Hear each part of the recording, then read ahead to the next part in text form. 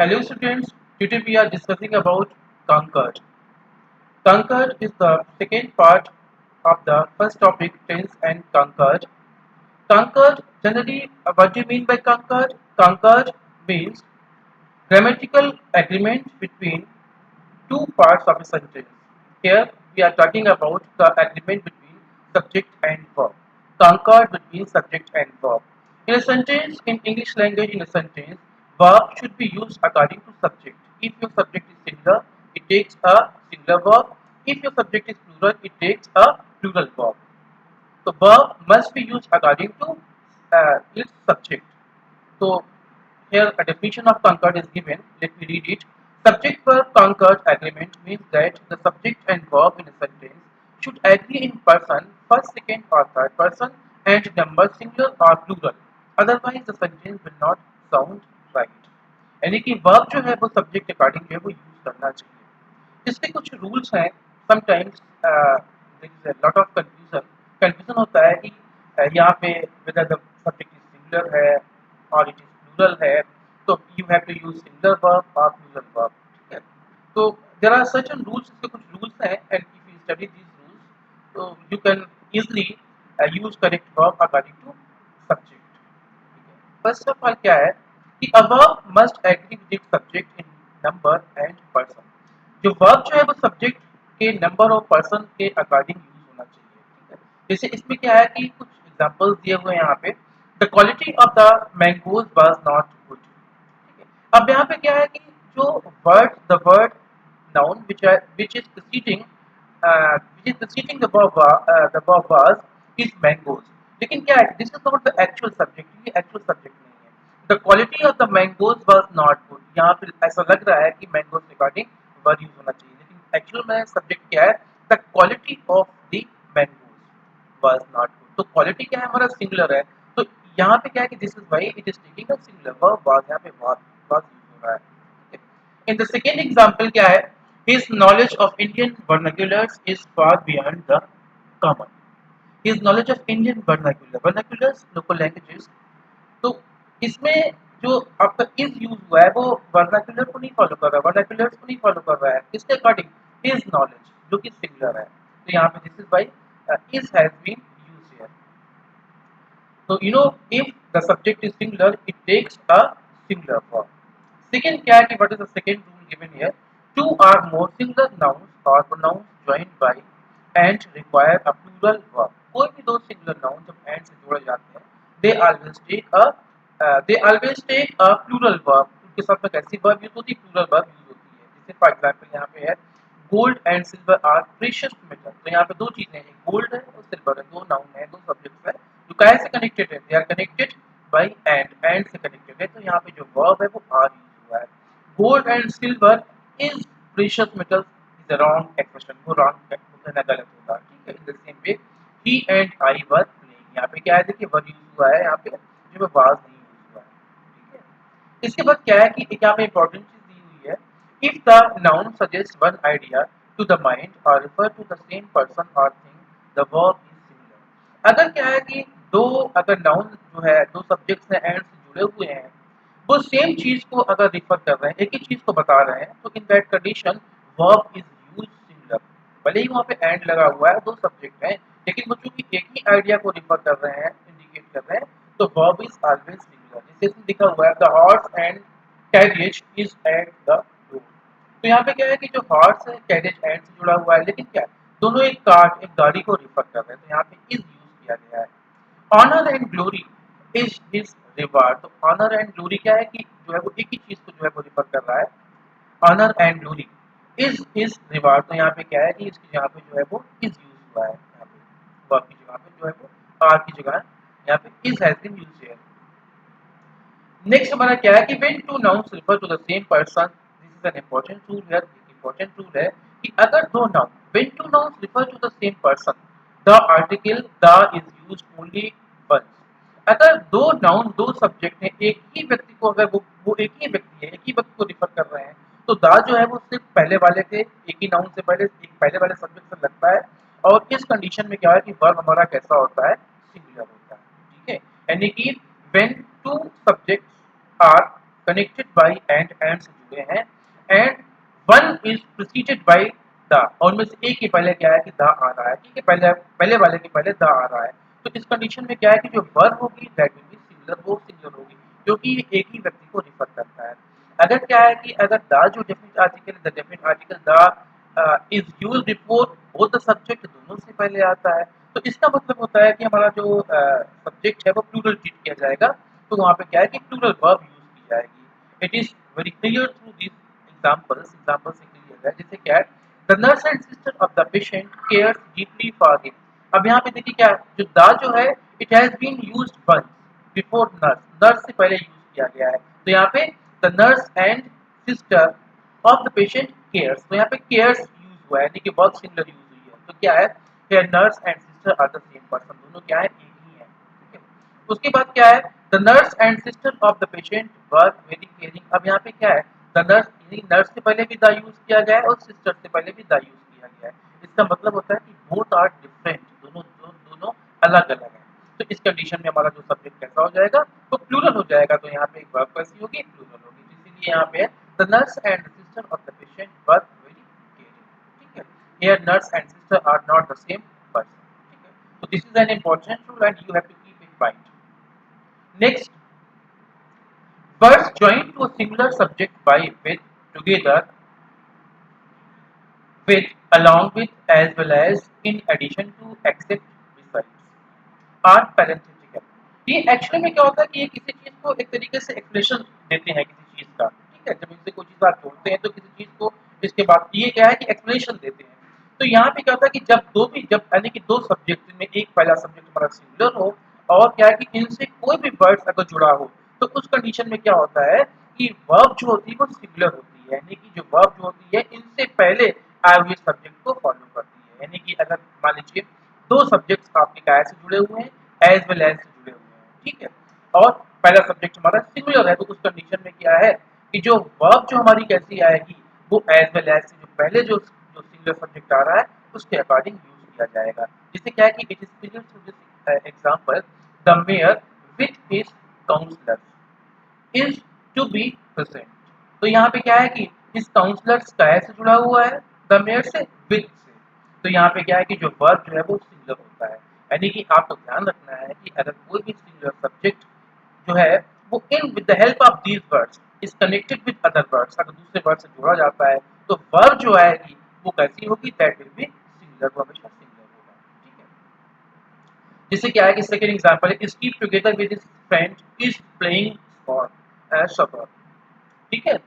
Steve together with his friends is playing soccer.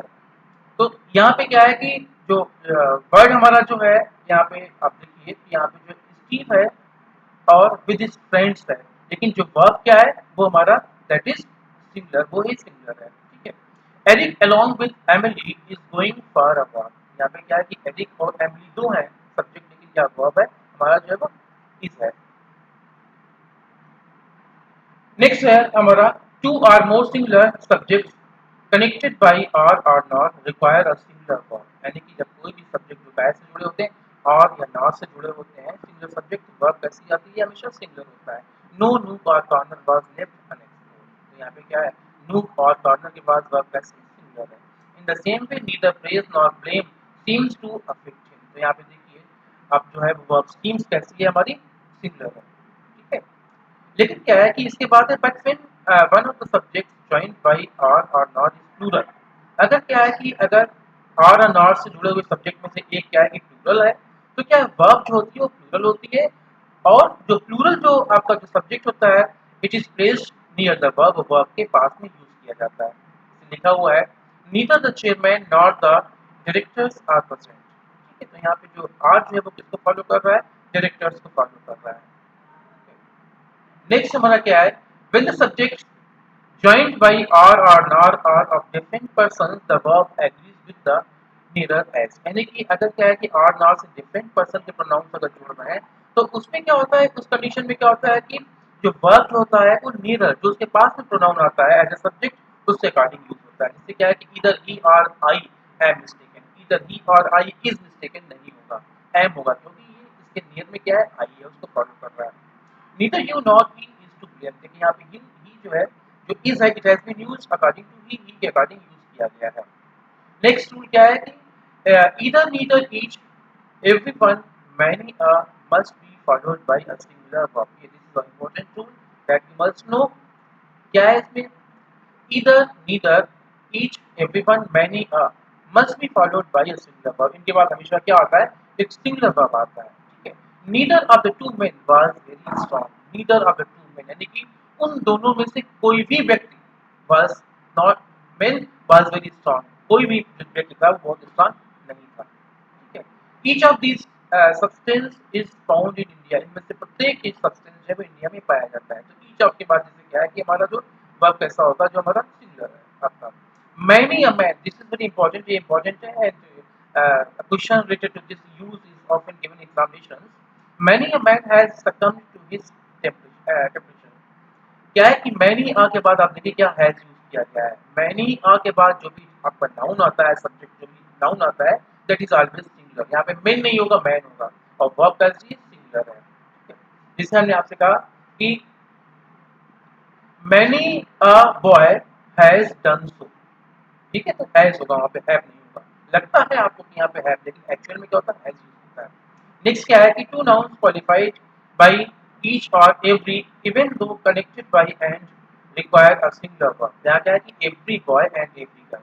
Simply इसको क्या है कि जब कोई भी दो सिंगुलर सब्जेक्ट का ऐसे एंड से जुड़े हों, when two singular subjects are connected by and both are preceded by every, in that condition the verb is always singular।